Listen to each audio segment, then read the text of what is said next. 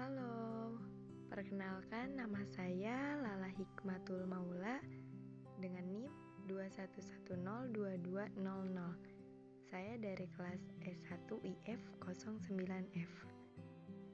Ini nih yang namanya Lala Hikmatul Maula. Nah, di sini saya akan menjelaskan sedikit mengenai aktualisasi pendidikan kewarganegaraan dalam upaya pemberantasan korupsi. Apa itu pendidikan kewarganegaraan? Oke, jadi pendidikan kewarganegaraan merupakan pendidikan karakter karena struktur keilmuannya sangat menunjang dalam membentuk warga negara yang berkarakter Pancasilais, khususnya anti korupsi. Pada hakikatnya dalam upaya menginternalisasikan nilai-nilai anti korupsi kepada peserta didik melalui pendidikan kewarganegaraan akan efektif apabila tujuan dan materi pembelajarannya difokuskan dan mendukung pada upaya penguatan karakter yang berlandaskan Pancasila dan Undang-Undang Dasar tahun 1945. Apa itu korupsi? Korupsi merupakan kejahatan yang begitu kejam karena telah merampas hak masyarakat, terutama dalam upaya mewujudkan kesejahteraan umum. Termaktub jelas dalam Undang-Undang Nomor 31 Tahun 1999 tentang Pemberantasan Tindak Pidana Korupsi, bahwa korupsi merupakan tindak pidana khusus yang sangat merugikan keuangan negara atau perekonomian negara dan menghambat pembangunan nasional. Akibatnya apa ya terjadi korupsi? Korupsi terjadi akibat rendahnya kompetensi kewarganegaraan seseorang, serta terdapatnya peluang untuk melakukan kejahatan korupsi. Perilaku koruptif apabila sudah dianggap sebagai fenomena yang biasa, tentu mengindikasikan bangsa ini telah hilang moralitasnya. Dikategorikan sebagai apa sih korupsi itu?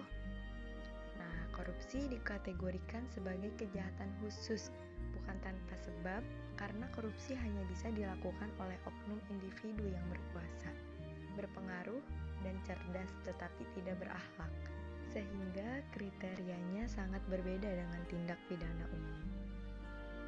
Dari sini kita tahu bahwa kejahatan korupsi telah memberikan pelajaran berharga bagi bangsa ini untuk tidak selalu memprioritaskan output pembelajaran yang mengarah pada penguasaan materi, atau sekedar membentuk kecerdasan otak peserta didik saja. Koruptor merupakan individu yang cerdas tetapi tidak berakhlak. Untuk itulah idealnya tujuan pendidikan harus seimbang, sebagaimana yang telah dimandatkan oleh konstitusi bangsa ini. Jaksa Agung Waluyo melalui karyanya yang berjudul Optimalisasi Pemberantasan Korupsi di Indonesia tahun 2014 menegaskan tindak pidana korupsi terjadi pada berbagai ranah kekuasaan, baik itu eksekutif, legislatif, dan yudikatif. Korupsi juga memberikan dampak negatif pada sektor swasta, private sector, karena merupakan kejahatan yang berbentuk penggelapan dana perusahaan.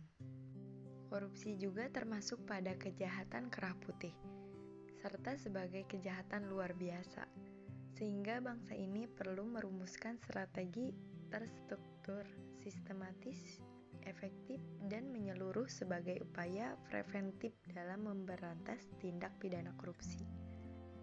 Faktanya, sifat Pancasilais merupakan karakter yang anti korupsi karena mempresentasikan perilaku terpuji, sehingga perlu dianalisis dan direfleksikan. Bagaimana peran dari keberadaan ilmu pendidikan kewarganegaraan sebagai pembelajaran wajib dalam menginternalisasikan nilai-nilai anti korupsi kepada peserta didik sebagai calon pemimpin bangsa Indonesia. Gimana nih upayanya? Jadi, upaya preventif tersebut bisa dilakukan melalui proses pendidikan yang pada hakikatnya bertujuan dalam membentuk warga negara Indonesia yang Pancasilais.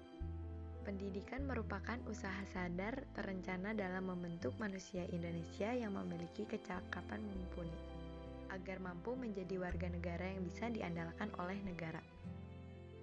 Struktur keilmuan pendidikan kewarganegaraan sangat mendukung dalam membentuk karakter generasi muda yang anti korupsi. Pada dasarnya, pendidikan kewarganegaraan bertujuan untuk membentuk warga negara Indonesia yang cerdas dan baik, sehingga mampu mengamalkan hak dan kewajibannya, sehingga landasan dalam melakukan partisipasi publik sesuai dengan Pancasila dan Undang-Undang Dasar tahun 1945.